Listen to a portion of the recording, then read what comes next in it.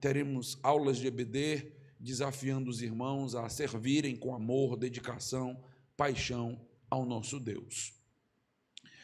A mensagem desta noite tem como título Batismo em nome de Cristo e imposição de mãos. Quero convidar os amados irmãos a abrirem suas Bíblias em Atos, capítulo de número 19. Vamos ler a partir do versículo 1.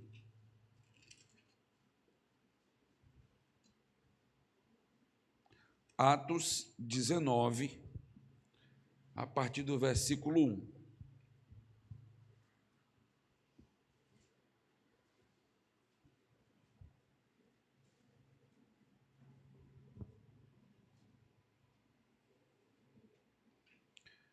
Atos 19, verso 1, diz assim a palavra do nosso Deus.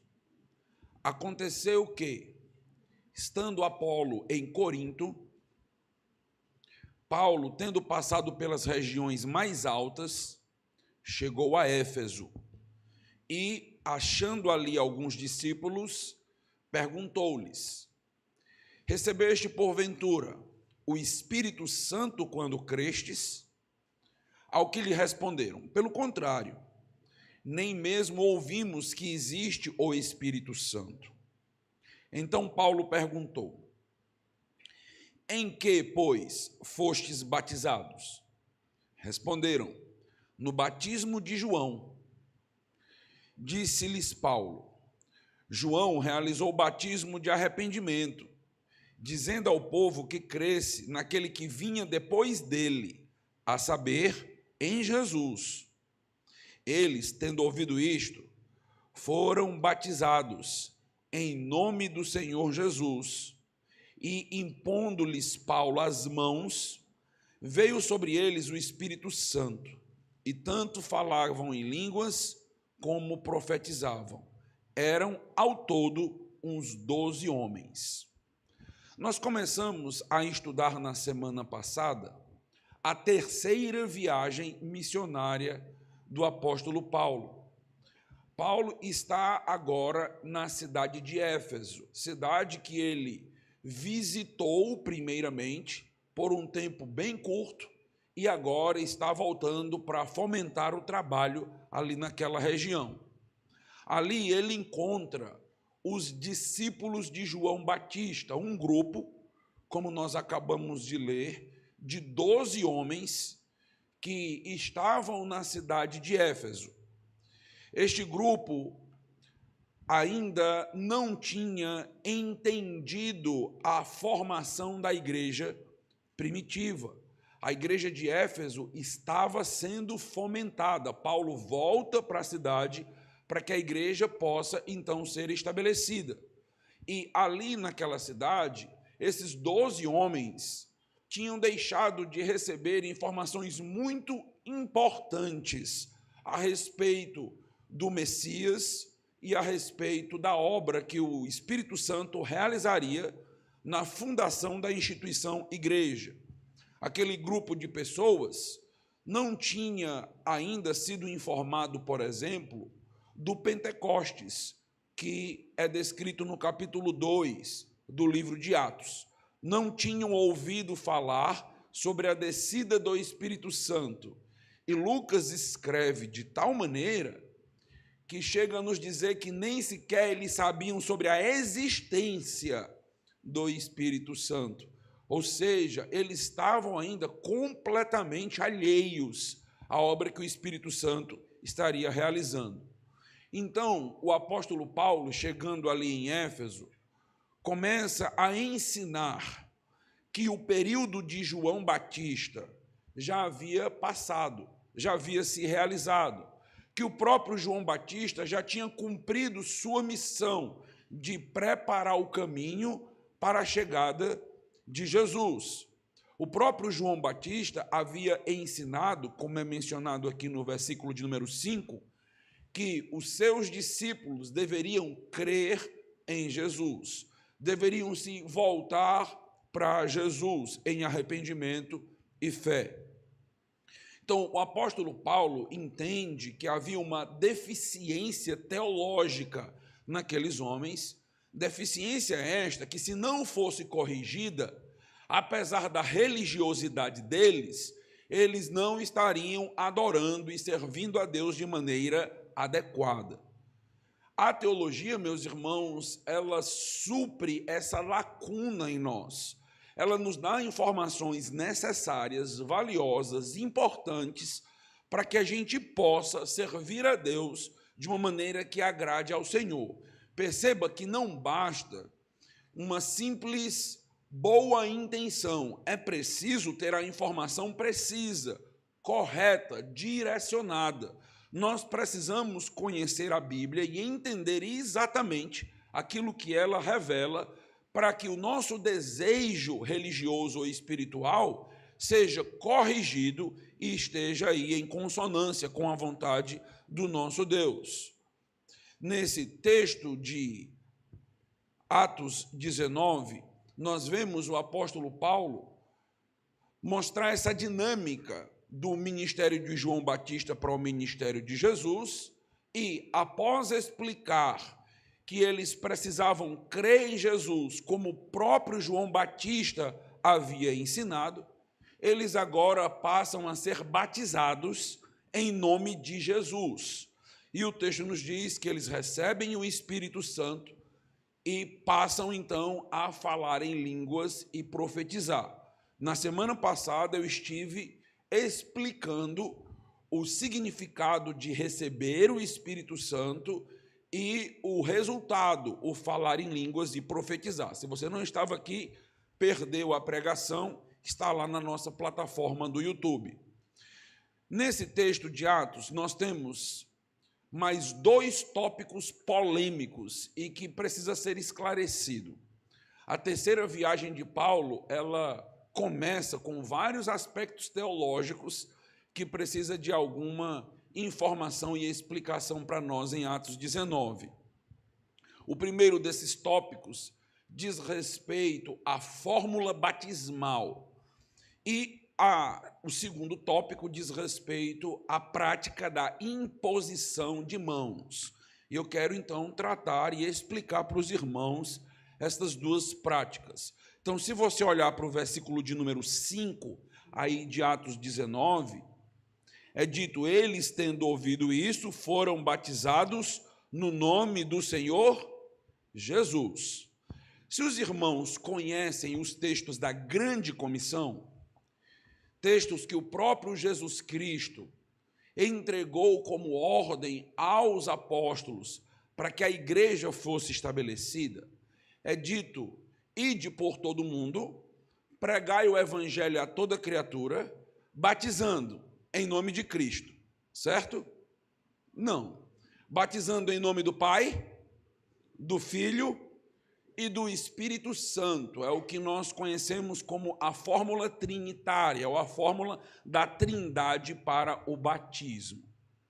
Por causa dessa diferença que existe da ordem de batizar em nome das três pessoas da Trindade, e por causa da descrição que vemos em algumas passagens no livro de Atos, em que isso não aconteceu, e o batismo ocorreu apenas em o nome de Jesus, existem alguns grupos evangélicos que começaram, então, a extrapolar seus pensamentos e olhar para esse tópico, tentando, então, se posicionar sobre a fórmula batismal, inclusive não aceitando certos tipos de batismo, dizendo que no ato do batismo ou existia uma fórmula pétrea que deveria ser repetida sempre, ou esse batismo era inválido,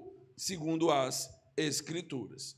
Veja que se trabalha um tópico que parece tão simples aqui mencionado na Bíblia, e isso gera uma polêmica enorme e uma diferença de práticas entre igrejas evangélicas.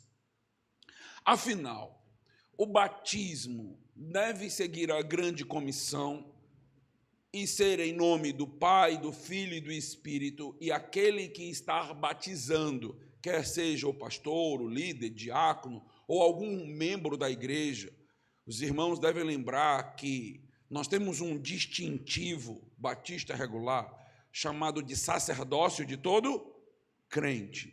Isso significa que o batismo não precisa ser feito apenas pelo pastor. Então, normalmente é feito por ele. Normalmente ele está à frente da igreja, ele que dá o curso de batismo, faz todas as explicações, mas que não necessariamente a prática precisa ser pelo pastor. Então, nós podemos ter outros líderes da igreja batizando, desde que esteja debaixo da autoridade da igreja, desde que a igreja conceda que essa prática seja feita. Logicamente que a prática do batismo não pode ser a revelia da igreja. A igreja local é quem tem a autoridade do batismo e pode ser feita até por irmãos que não ocupam cargos de diretoria ou coisas assim, mas que a igreja concede a condição de batizar, por exemplo, o seu filho, um pai que pode batizar seu filho. Isso pode acontecer, pastor? Isso não fere toda a ideia do sacerdotalismo? Que sacerdotalismo? Nós não acreditamos nesse sacerdotalismo que advém ali do período medieval e faz parte da teologia católica. Nós entendemos que isto é possível, desde que a igreja dê autoridade a esta pessoa. E esta autoridade, logicamente, é dada com base no testemunho da pessoa. Se a pessoa é um crente sério na igreja, é um crente com bom testemunho, é um crente que serve ao Senhor com prazer, com alegria, um crente que é abnegado, tendo o testemunho da igreja, esta concessão pode ocorrer e pode acontecer. Só para que a gente possa entender que em algum momento isso está acontecendo, nós não estamos quebrando nenhuma regra bíblica, nós não estamos deixando de ser ortodoxos por conta disso. Nós cremos que isto é possível e válido por conta de um dos nossos distintivos. Em relação à fórmula batismal, então, nós podemos batizar no nome da Trindade, ou podemos apenas batizar em nome de Cristo. Como nós lidamos com passagens que mostram fórmulas de batismo diferentes? Eu entendo que se trata de uma questão simples, não é algo tão complexo para gerar alvoroço no meio da igreja evangélica, até divisão de práticas na igreja evangélica. Mas vamos entender, deixe-me dar um posicionamento, porque se você for questionado em algum momento, em alguma situação, você vai saber explicar essas passagens. Existem, meus irmãos, alguns momentos estratégicos no livro de Atos, em que nós temos uma ênfase do batismo em uma das pessoas da Trindade, no caso, a pessoa do Senhor Jesus Cristo. Vincular o batismo a Jesus Cristo era algo importante naquele momento, naquele contexto, onde nós estamos lidando com uma transição do judaísmo para o cristianismo. E que, inclusive, para que um judeu pudesse ser salvo, ele precisava declarar publicamente sua crença no Messias. Os irmãos lembram que o batismo é uma declaração pública de fé, uma declaração pública de reconhecimento do Messias, de Jesus. Essa prática, no livro de Atos, mostrava para os judeus que ninguém poderia ser batizado sem entender, reconhecer e aceitar a pessoa, obra e ministério de Jesus Cristo. Todo judeu precisava entender que a sua fé se resumia a Jesus. Quando o batismo é em nome de Jesus, obriga o judeu a centralizar sua fé no Messias, uma ênfase importante para aquele contexto. A fórmula trinitária do batismo, que aparece na Grande Comissão, batizar em nome do Pai, do Filho e do Espírito Santo, ela tem a intenção de evidenciar a identidade do Deus cristão. Nós batizamos em um nome, o nome de um Deus. Nós não somos politeístas. Nós acreditamos em um Deus, uma essência, em 3 pessoas.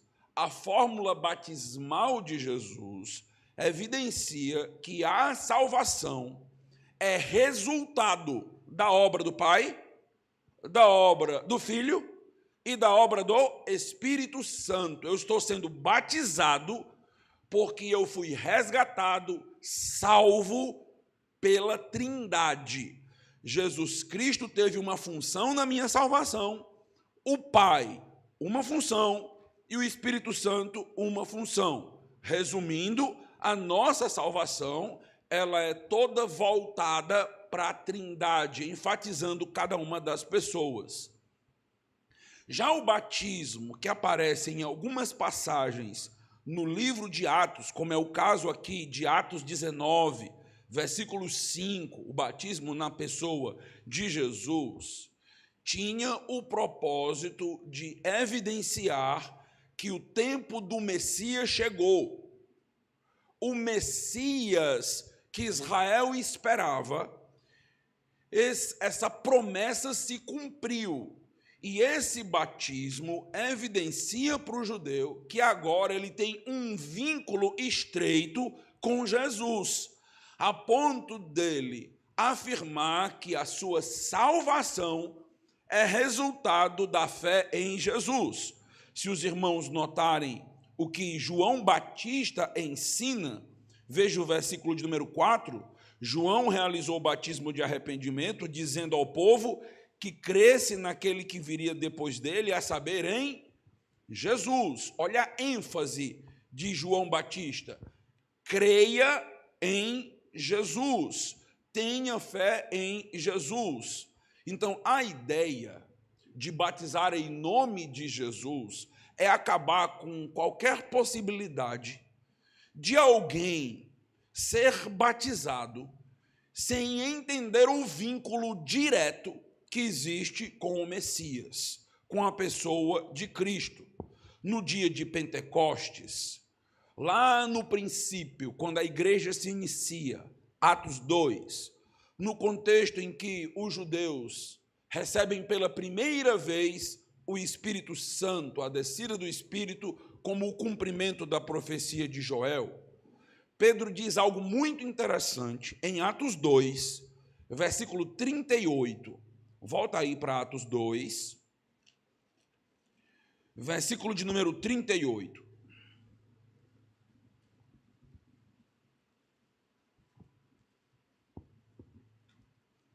Atos 2, versículo 38. Arrependei-vos, e cada um de vós seja batizado em nome de Jesus Cristo, para a remissão de vossos pecados, e recebereis o dom do Espírito Santo. Veja que Pedro faz questão de enfatizar no Pentecostes, para o público judeu, que eles só receberiam o Espírito Santo se eles crescem em Jesus, se eles se arrependessem e se voltassem para Jesus. Toda a pregação de Pedro em Atos 2 é uma pregação que tem como ênfase a pessoa do Senhor Jesus. A igreja não existe sem a pessoa do Senhor Jesus e o entendimento correto a respeito de sua identidade. O Espírito Santo é posterior, é o resultado de Cristo ser glorificado e enviar o outro Consolador. Então Pedro faz questão de, apesar de conhecer a grande comissão foi dada para Pedro, foi dada para os apóstolos. Apesar de conhecer a fórmula trinitária, ao falar para os judeus, Pedro faz questão de dizer: o batismo de vocês é em nome de Cristo. É o cumprimento da profecia a respeito do Messias. E aí Pedro resume a fé que os judeus deveriam ter na pessoa de Jesus Cristo. Até porque os judeus, meus irmãos, eles já criam no Pai. Os judeus já esperavam a profecia de Joel ser cumprida, a descida do Espírito Santo. Qual o problema dos judeus? O Messias. O problema dos judeus está em reconhecer Jesus como o Messias. Então, Pedro atrela diretamente o batismo à pessoa de Jesus Cristo, porque Pedro tem uma ênfase teológica que ele deseja dar ali, naquele contexto, para os judeus. Meus irmãos, no final das contas, como nós reconhecemos que o Pai, o Filho e o Espírito Santo são três pessoas e um único Deus, uma única essência, ser batizado em nome de uma das pessoas da Trindade é o mesmo que ser batizado em nome das três pessoas. Isso não deveria gerar para nós tanto burburinho e tanto alvoroço no meio evangélico, tanta polêmica assim.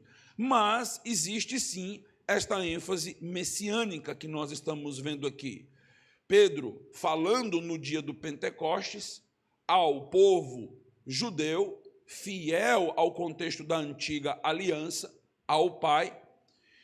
Pedro, então, faz questão de mostrar que é em Jesus que está o centro da salvação. Se os irmãos lembrarem de Atos 4, avança um pouquinho, Atos 4:12, perceba que a salvação é mencionada como restrita a um nome. Atos 4:12.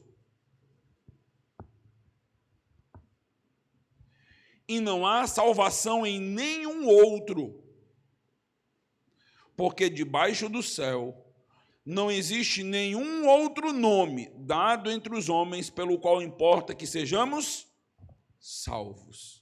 A ênfase, Jesus. A ênfase da salvação, Jesus Cristo. Isto servia para os judeus naquele contexto e serve para nós hoje. Não há salvação em nenhum outro nome. Você não pode ser batizado se você não se arrependeu dos seus pecados e se você não creu na pessoa e obra de Jesus Cristo. Então, tudo começa por minha salvação. O batismo é o resultado desta identificação. Algumas pessoas às vezes me perguntam a respeito de uma prática de um segundo batismo que ocorre em algumas das nossas igrejas. Quando os irmãos percebem que uma pessoa que já foi batizada em um outro contexto, outra igreja, chega aqui e tem que passar por um novo batismo, não é um segundo batismo, não. Nós estamos dizendo que aquele batismo não foi válido. Nós estamos afirmando que não aceitamos aquele batismo como cristão. Então, a pessoa vai ter 2 batismos? Não, ela vai ter um batismo. O batismo verdadeiro.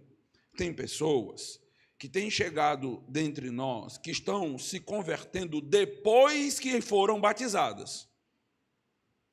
Foram batizadas em determinado momento, na infância, adolescência ou até na vida adulta, mas entenderam o evangelho depois.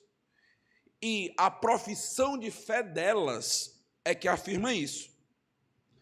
E baseado nisso, se o batismo ele simplesmente publiciza a minha decisão, ele mostra para todos a minha conversão, se eu não me converti, aquele batismo não tem nenhuma validade. Lógico, óbvio.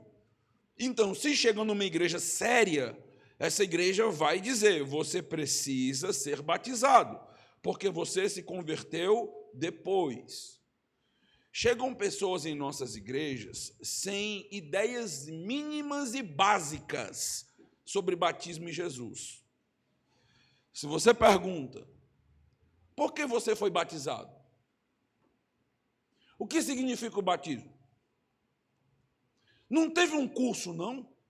Teve ninguém que te ensinou, um irmão maduro da igreja, uma apostila, não teve nada que te desse um direcionamento sobre batismo. Não, pastor, foi assim, perguntaram quem é que estava pronto para ser batizado naquela noite, me pegaram, levaram e batizaram. Eu sou responsável suficiente para não aceitar esse tipo de coisa. Ah, mas pastor, não tem mais pastor não, vai fazer aula. Vai entender sua fé, vai entender o significado da prática. Essa igreja que fez isso, infelizmente, não está agindo com a responsabilidade devida para com os seus membros. É preciso que o membro entenda o batismo e que ele possa verbalizar o que ele crê. Ele precisa ter a capacidade de dizer no que ele crê, em que ele crê e por que ele está fazendo aquele tipo de ato. Ele não precisa ser um teólogo formado em um seminário, mas ele precisa saber o mínimo da sua fé.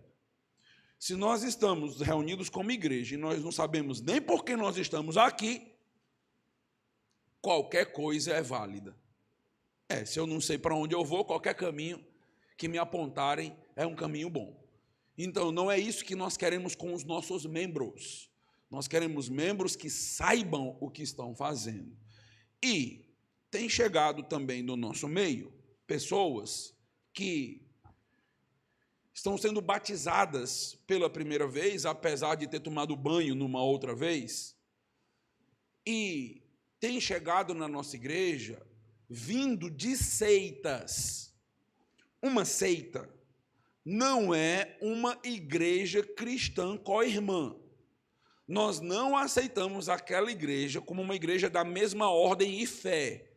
Nós não aceitamos que aquela igreja é uma igreja bíblica cristã que tem um mínimo de uma teologia saudável.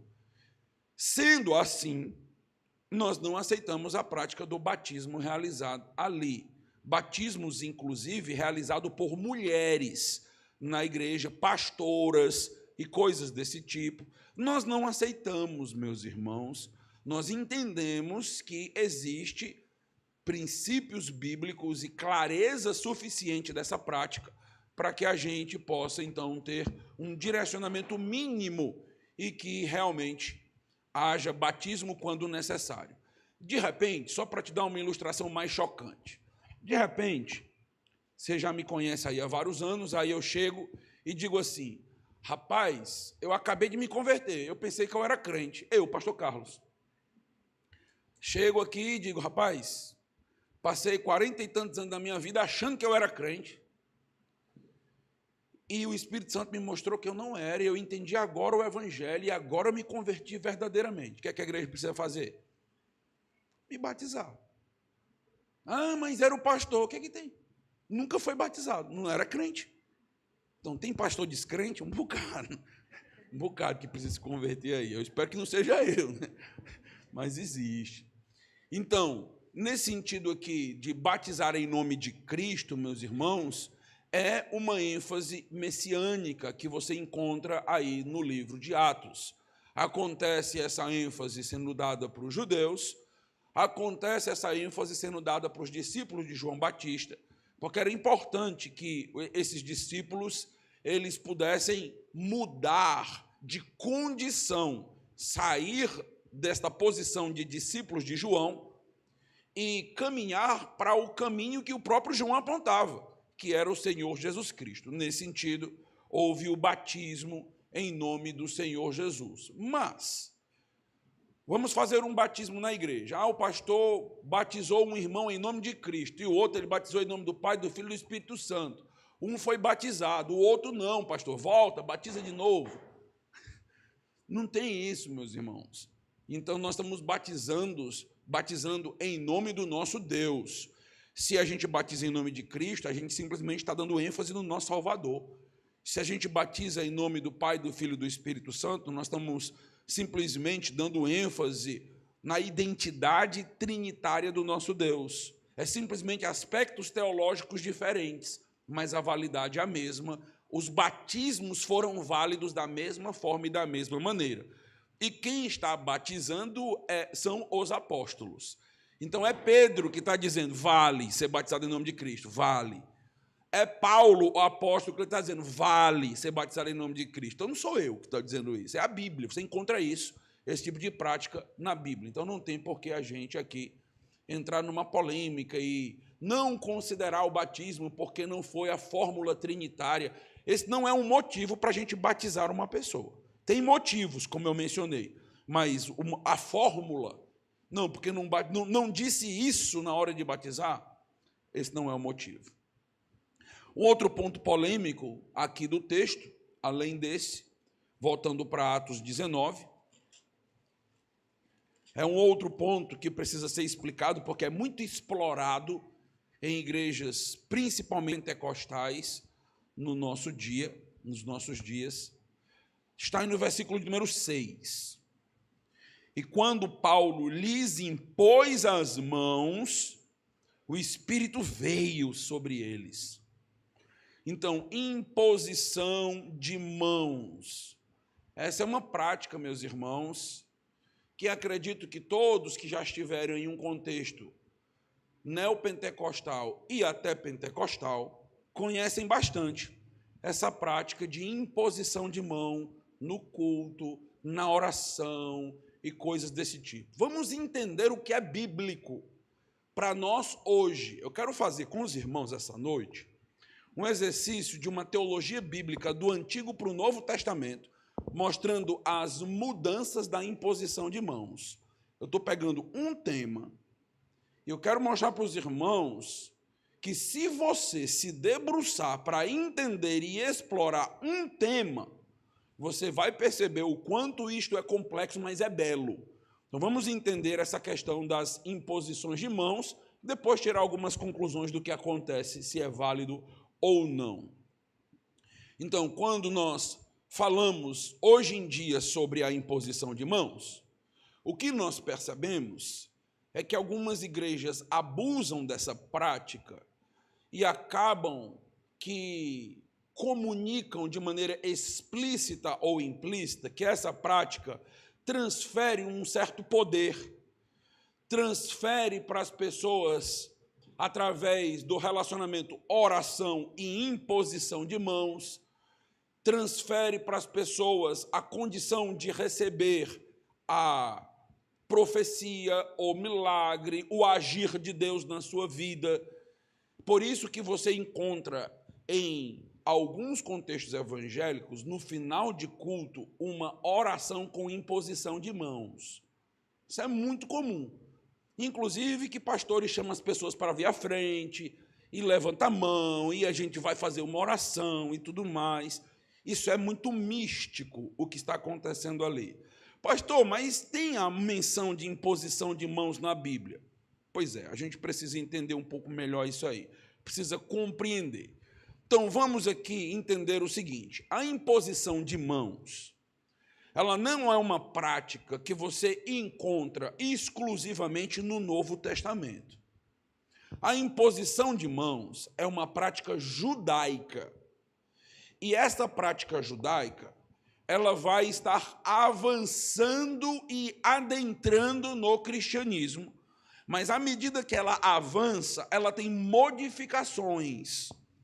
Então, quando a gente vai, por exemplo, para o Antigo Testamento, existe alguns aspectos da imposição de mãos que não faz o menor sentido para nós hoje, nem sequer chegou no período da Igreja Apostólica.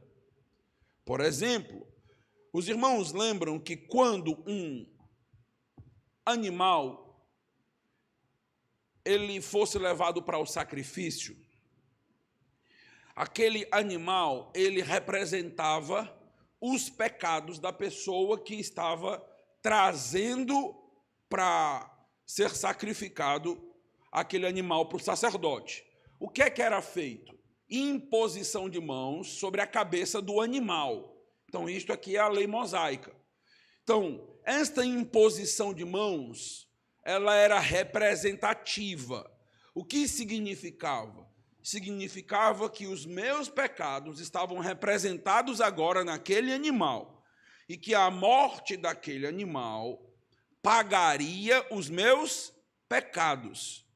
Então, esse tipo de imposição de mãos era uma imposição de mão ritualística que acontecia por parte do sacerdote e por parte do ofertante, quando nós ainda estávamos no período em que os sacrifícios eram necessários.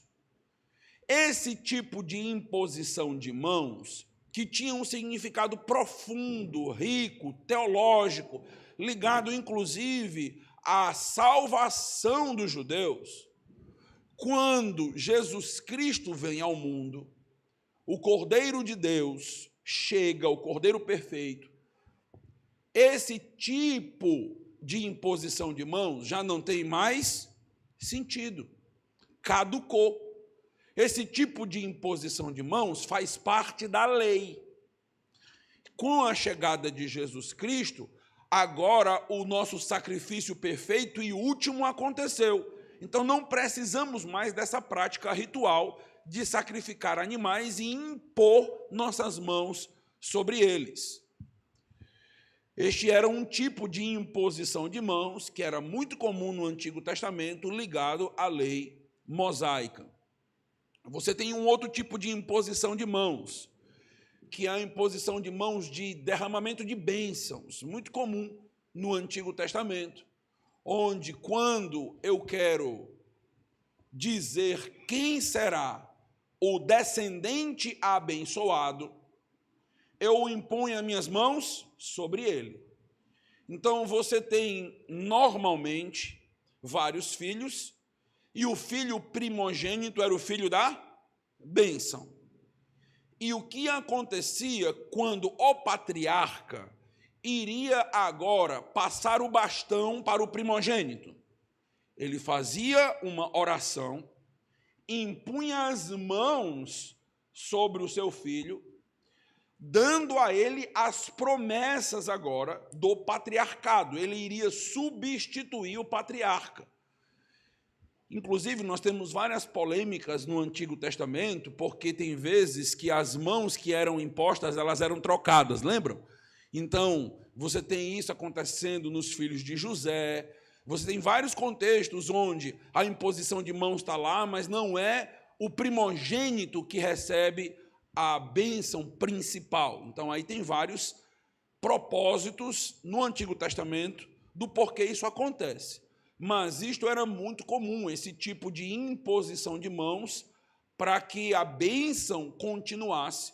Deus tem um plano no Antigo Testamento, e tudo começa a partir de Abraão, Isaac, Jacó, que nós chamamos dos patriarcas, e as bênçãos elas vão descendendo dos patriarcas, passando até chegar em Jesus.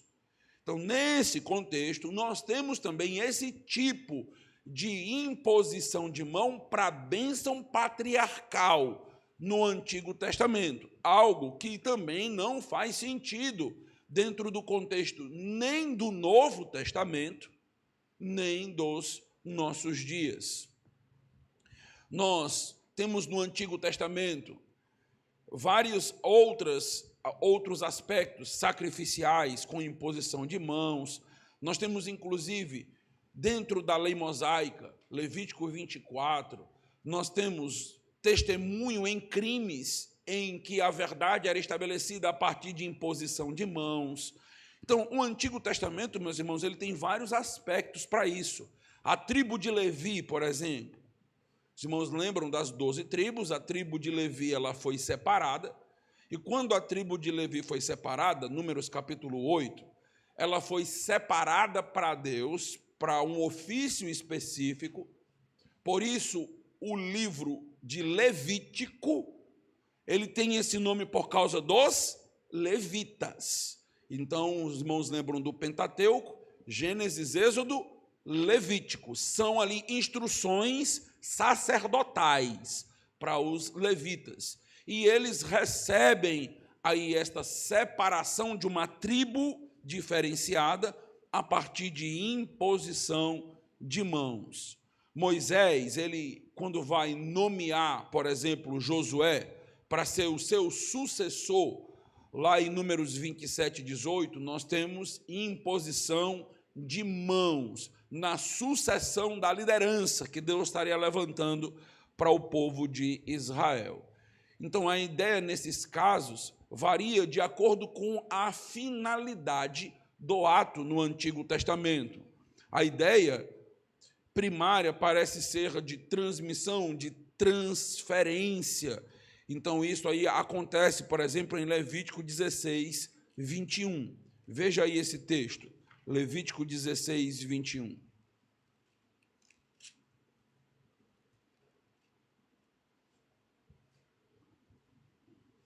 Ligado ao que eu falei sobre o sacrifício.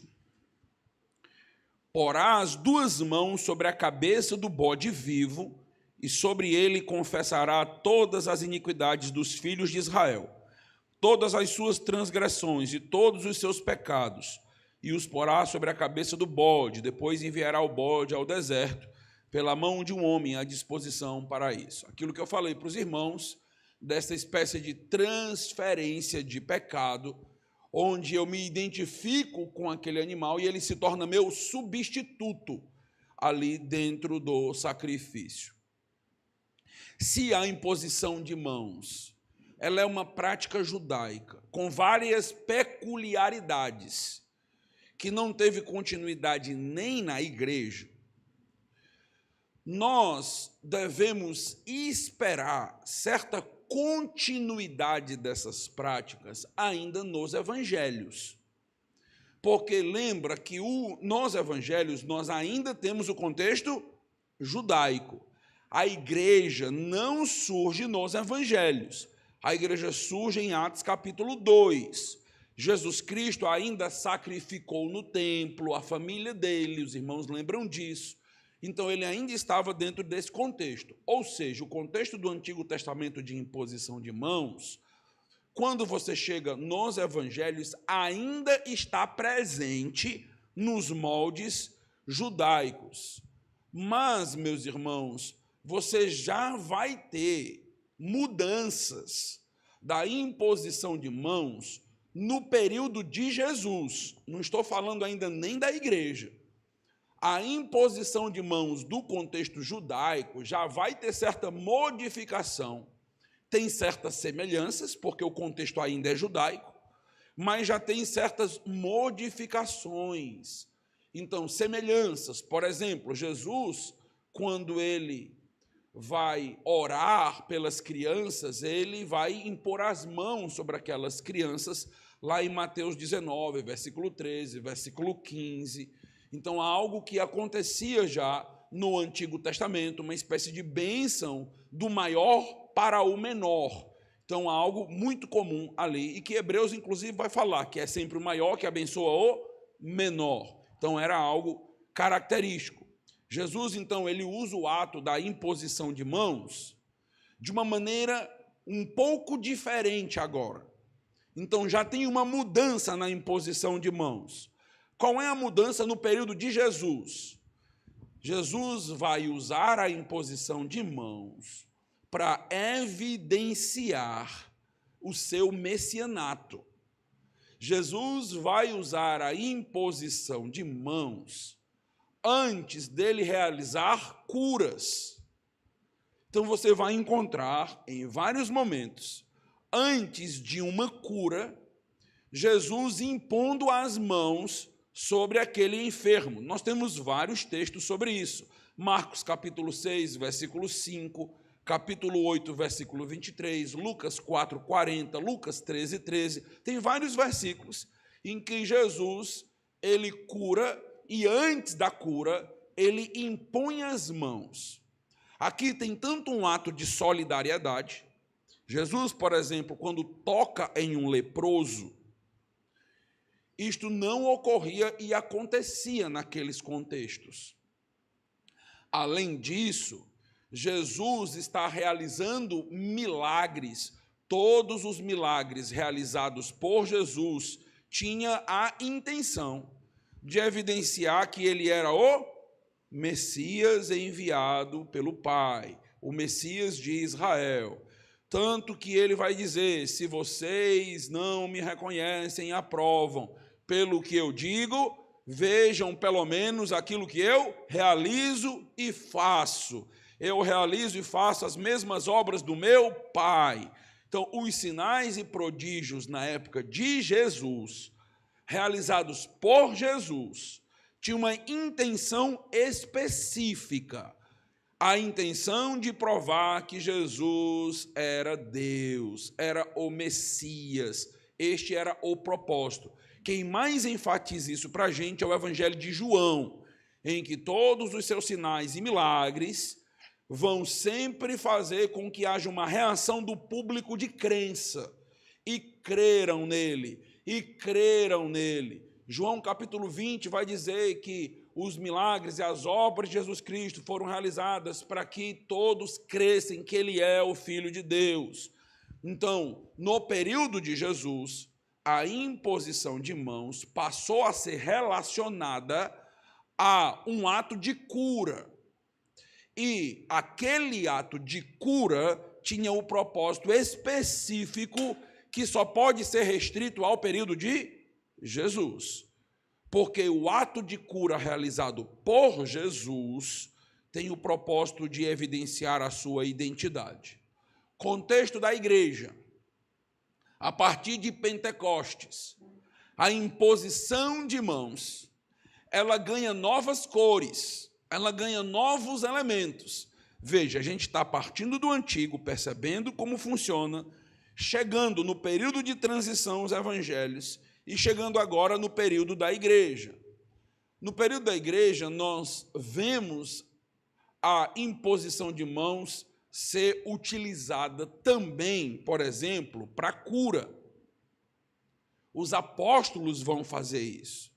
Os apóstolos vão imitar Jesus nesse processo de impor as mãos sobre o enfermo e, com a imposição das mãos, ter uma cura, um prodígio, um milagre ser realizado.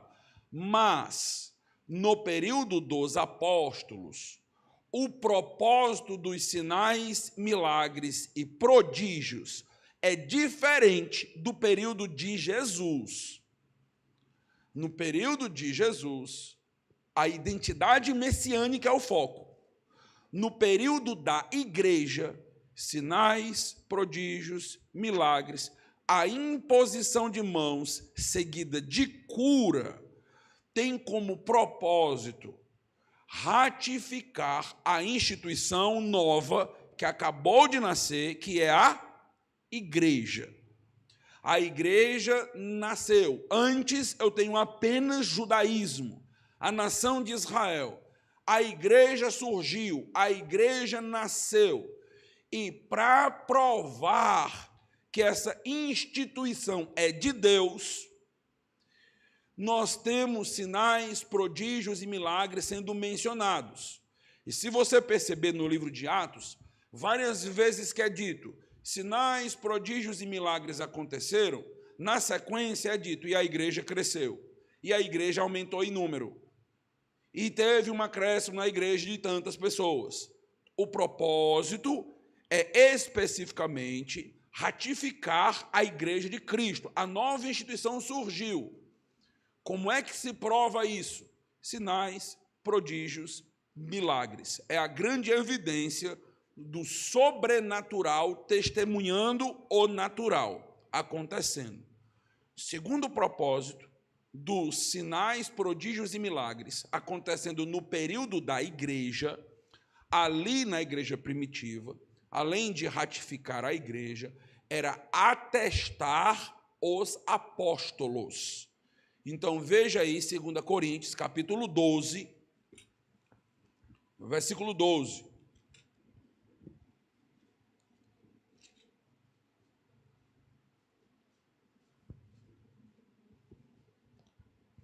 2 Coríntios, capítulo 12, versículo 12.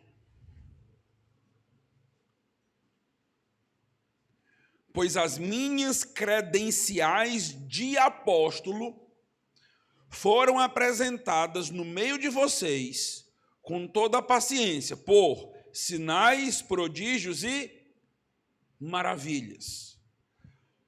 Qual era o propósito dos sinais, prodígios e maravilhas no período que chamamos de apostólico? Evidenciar os verdadeiros apóstolos, mostrar que aqueles 12 homens que foram levantados por Deus para ser o fundamento da igreja, eles deveriam ser seguidos, eles tinham autoridade, aquilo que eles diziam era de fato aquilo que Deus queria para a igreja. Meus irmãos, entenda que a função dos apóstolos é uma função diferenciada. Abra sua Bíblia em Efésios. Não só dos apóstolos e profetas, guarda essa informação. Efésios capítulo 2.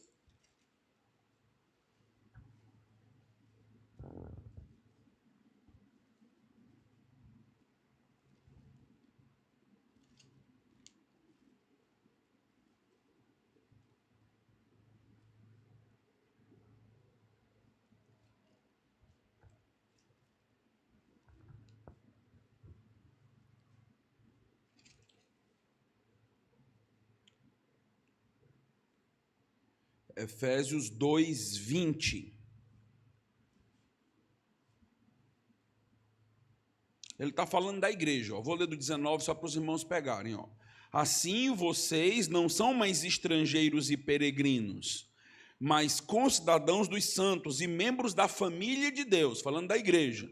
Versículo 20. Edificados sobre o fundamento dos apóstolos e profetas. Qual era a função dos apóstolos e profetas? Lançar o fundamento da igreja. A igreja nasce com base no fundamento dos apóstolos e profetas. Olha a importância aqui desses dois grupos dentro do início da igreja. O fundamento, meus irmãos, é a base. Depois que o fundamento foi lançado, a igreja agora cresce com base naquele fundamento, mas nós não vamos ficar lançando novamente alicerces. O alicerce já foi lançado por esses dois grupos aqui específicos. Nesse sentido, os sinais, prodígios, milagres, tinham qual propósito? Autenticar para que todos crescem que a instituição que eles estão criando, edificando, lançando o fundamento, é uma instituição de Deus. E todos iam crer, porque os apóstolos iam realizar sinais, prodígios, milagres, eles iam levantar as mãos, impor as mãos, ia ter cura sobre as pessoas. Isso manifestava o poder de Deus e autenticava a função apostólica que eles tinham. Então, é o que nós estamos vendo aqui. Então, nós deveríamos esperar imposição de mãos naquele contexto, justamente porque, a partir da imposição de mãos, curas, milagres eram realizados, autenticando a igreja e autenticando o ministério apostólico. Então, nós temos, meus irmãos, a obra de Deus sendo lançada, sendo iniciada. É isso que o livro de Atos narra. Nesse novo contexto da igreja, a imposição das mãos passou a ser usada de uma maneira muito rica. Então, a imposição passou a ser conectada ao batismo. Olha que coisa interessante. No período da igreja, a imposição de mãos no primeiro século estava atrelada ao batismo. Como é que nós sabemos disso? Atos 19, o texto que nós estamos aí.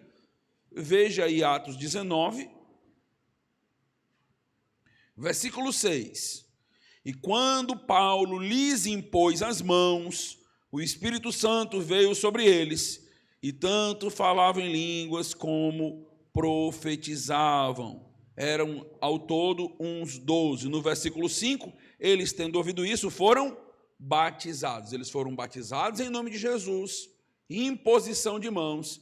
E a imposição de mãos aqui faz o quê? Faz com que o Espírito Santo desça sobre eles. Opa, eu já entendi na mensagem passada o que significa o Espírito Santo descer sobre os 4 grupos, Atos 2, 8, 10 e 19. Eu já entendi. Nesse sentido, havia uma imposição de mãos para que o batismo cristão acontecesse e o Espírito Santo fosse derramado. Vejam mais um texto, Atos 9.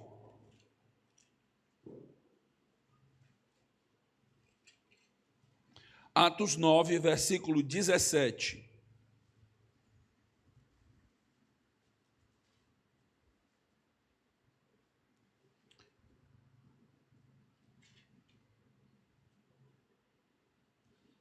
Então Ananias foi e, entrando na casa, impôs as mãos sobre Saulo, dizendo: Saulo, irmão, o Senhor Jesus, que apareceu a você no caminho para cá, me enviou, para que você volte a ver e fique cheio do Espírito Santo.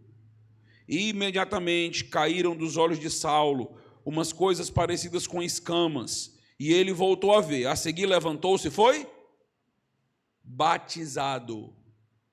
Mais um texto em que a imposição de mãos faz com que o Espírito Santo desça sobre a pessoa e haja o quê? Batismo. O batismo cristão. Então, no período do 1º século, a imposição de mãos, ela ganha um sentido todo específico. A imposição de mãos acontece para que o Espírito Santo desça sobre as pessoas, com evidências miraculosas, sinais, prodígios, curas, autenticando a igreja. E, nesse sentido, a igreja possa progredir, crescer, inclusive, em autoridade. É isso que nós vemos acontecendo com a imposição de mãos naquele contexto, naquele período. Esses aspectos da imposição de mãos não faz mais sentido ou pertence à igreja da nossa atualidade. Assim como alguns aspectos do Antigo Testamento não deram continuidade nem nos evangelhos, alguns aspectos do evangelho não deu continuidade na igreja primitiva, alguns aspectos da igreja primitiva se restringem à fundação da igreja, a autenticação apostólica, a autenticação da fundação da igreja, o Espírito Santo descer sobre eles ali e ter, meus irmãos, esta evidência do Espírito Santo descendo ali. Nós temos, meus irmãos, texto, abra em Atos 8.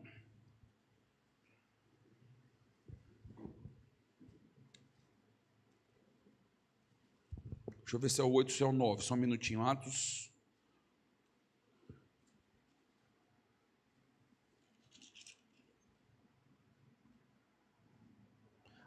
9, 17.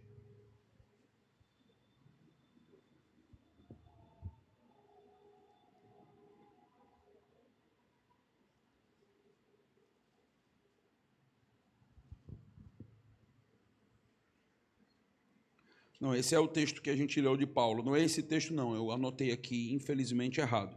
É o texto do Simão Mago. Então, em que Simão Mago... Oi? 8?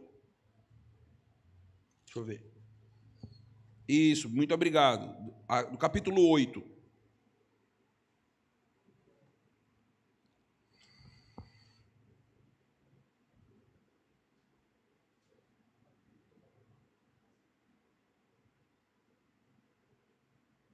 Versículo 17, 8, 17. Eu anotei 9, 17, mas é o 8, 17.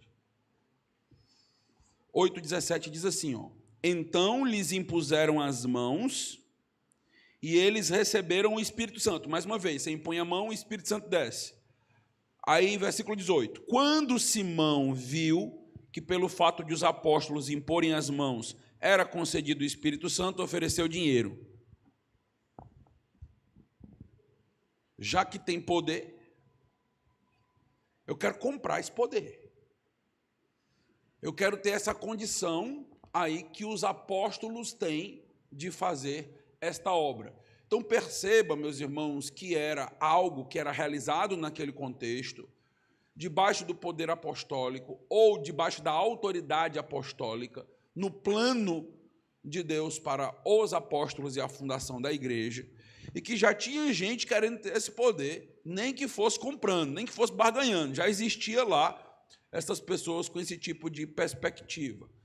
Então, esta ideia desta imposição de mãos neste formato aqui, em que eu vou orar e o Espírito Santo vai vir sobre você, o derramamento da segunda bênção, eu vou orar, você vai receber o Espírito, vai começar a falar em línguas, vai estar curado, vai ter poder. Meus irmãos, isso não é dos nossos dias. Isso não diz respeito ao que nós fazemos. Estas obras, elas serviam para autenticar o nascimento da igreja e a autoridade apostólica. As obras que Jesus realizava, autorizar, autenticar a identidade messiânica. Nos nossos dias, não faz sentido esse tipo de imposição de mãos de líderes dentro de igreja, transferindo poder, transferindo unção de Deus para as pessoas, com orações que são misturadas com programação neurolinguística, hipnose, um monte de coisa junta, para fazer com que o povo se sinta em paz, tenha bem-estar, ou coisas desse tipo. Isso não faz sentido. A imposição de mãos teve um propósito aqui neste período. Pastor, e não sobrou nada para nós? Sobrou. Sobrou imposição de mãos para a igreja? Sobrou. Para que serve a imposição de mãos hoje, na igreja de Cristo? Atos 6. Atos 6, versículo 6.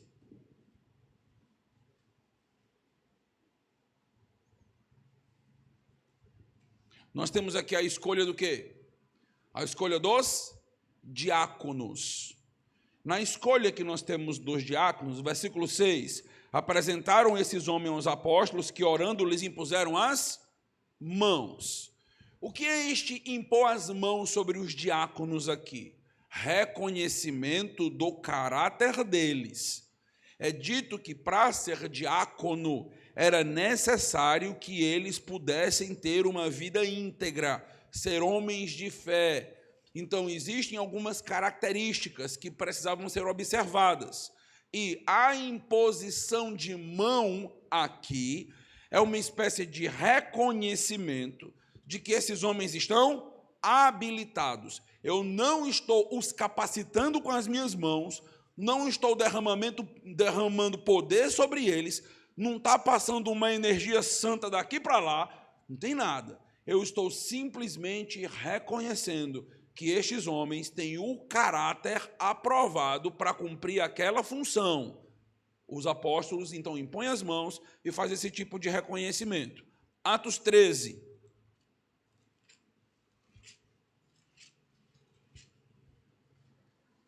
Atos 13, versículos 2 e 3.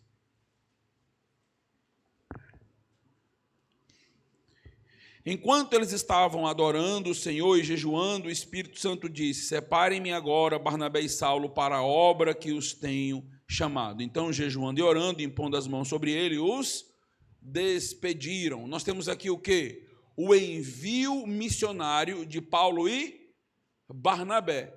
O reconhecimento de que estes homens, que naquele contexto já eram homens sérios, já serviam a Deus em sua igreja, já têm o testemunho da igreja, estes homens realmente tinham sido separados por Deus, eram diferenciados em seu caráter, tinham sido chamados pelo Senhor para fazer a obra. Então, o que nós temos aqui é, basicamente, a imposição de mãos sobre eles no reconhecimento de que esses homens realmente foram chamados por Deus. Nós estamos olhando o caráter deles, vendo a vida deles, e nós impomos as mãos em reconhecimento.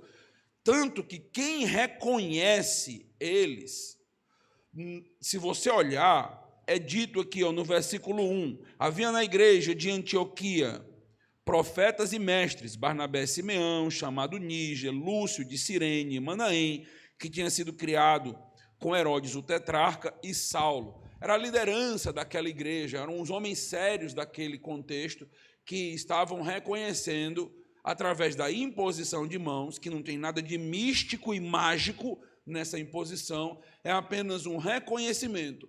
Nós reconhecemos que vocês foram enviados por Deus.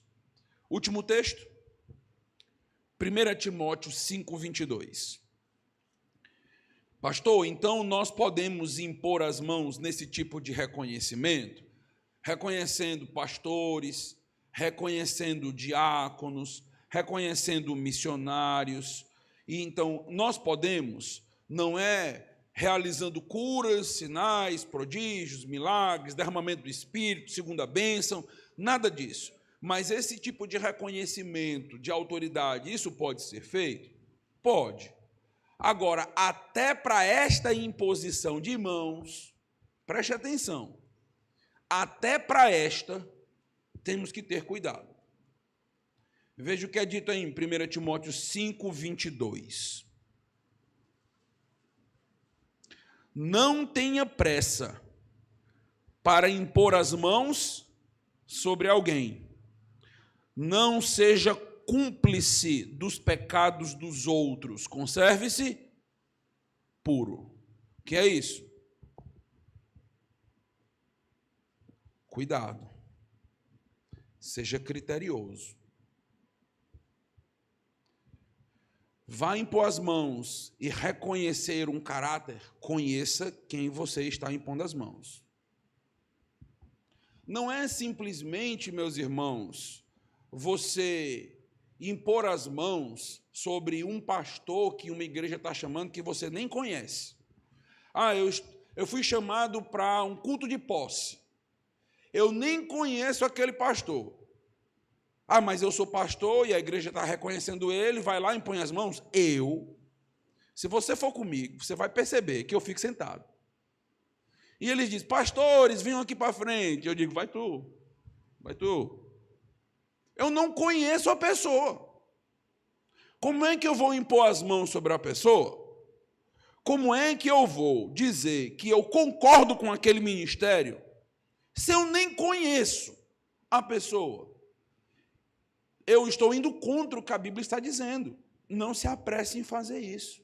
Conheça o caráter, conheça a vida da pessoa, saiba quem é a pessoa, para que você possa impor as mãos. Isso também serve para diáconos. Cuidado, devagar, conheça a pessoa. Às vezes nós podemos errar sendo apressados em impor as mãos. E, às vezes, por uma necessidade da igreja.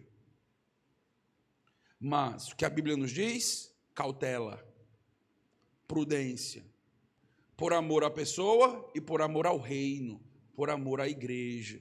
Então, é preciso ter cautela e cuidado. Vamos apoiar um missionário, enviar um missionário. Antes de impor as mãos sobre ele, conheça. Saiba quem é. Não é simplesmente vem uma vez na igreja, dá um relatório missionário e a gente já vai apoiar. Não funciona assim. Quem é? Qual é a história dessa pessoa? De onde ela vem? Como é que funciona? Qual é a teologia dela? Por isso que as agências missionárias nos servem de suporte. Porque quando nós sabemos que aquele missionário é filiado a uma agência séria, nós sabemos que ele passou ali por uma sabatina teológica para que ele possa fazer parte daquela instituição. Então, funciona desta forma. A igreja vai chamar um pastor para substituir o pastor Carlos. Certo. Vai chegar o momento disso, a gente vai ficando velho mesmo. as coisas vão acontecendo, vamos chamar. Não seja apressado em impor as mãos. Vem, faz uma conferência, dá um monte de sorriso aqui no púlpito, aí todo mundo fica encantado e diz, é esse. É esse o quê, meus irmãos? Quer dizer que tu quer chamar para ser teu pastor uma pessoa que tu viu num final de semana e entregar para ela a tua vida, para ela ser responsável espiritualmente por você. Você não está sendo responsável. Não é assim que se chama um pastor. Não é assim que se substitui uma liderança numa igreja. Responsabilidade. Não imponha as mãos precipitadamente. Conheça, entenda. É assim que funciona a imposição de mãos. Então, concluindo mesmo, quando a gente fala de imposição de mãos para a igreja moderna, é reconhecimento de autoridade. Qualquer outra coisa diz respeito a outros contextos teológicos que já não se transfere para nós. Cuidado, e eu quero encerrar com isso. Cuidado com a magia gospel que vem das mãos dos ungidos. Vamos orar. Deus amado, Deus todo-poderoso, obrigado pela tua palavra, por verdades ricas, profundas, que ao ler, Senhor, nós vamos entendendo e compreendendo mais e mais. Obrigado por nos mostrar cada contexto, cada dispensação, cada período histórico. Obrigado por nos ensinar que a igreja não é Israel, e vamos entendendo que aquelas práticas de Israel estão restritas à nação de Israel. Obrigado por nos ensinando as mudanças e modificações que as práticas tiveram, assim como o batismo que acontecia no Antigo Testamento era diferente do batismo de João Batista, que é diferente do batismo da igreja. A imposição do Antigo Testamento de mãos é diferente da imposição que Jesus fez, que é diferente da imposição da igreja. Nos ajuda a ter esta compreensão, nos dá largueza teológica e nos dá prazer em entender e conhecer a tua palavra, para que não sejamos enganados por modinhas evangélicas. Abençoe e protege tua igreja, Senhor. Em nome de Jesus eu te peço. Amém. Deus abençoe, meus irmãos. Vamos ter um pós-lúdio. Após o pós-lúdio estamos encerrados. Só lembrando os irmãos que, como hoje é dia de eleição, tenham cuidado na volta, no retorno. Muita gente embriagada e vá devagar, vá com cuidado. Deus abençoe.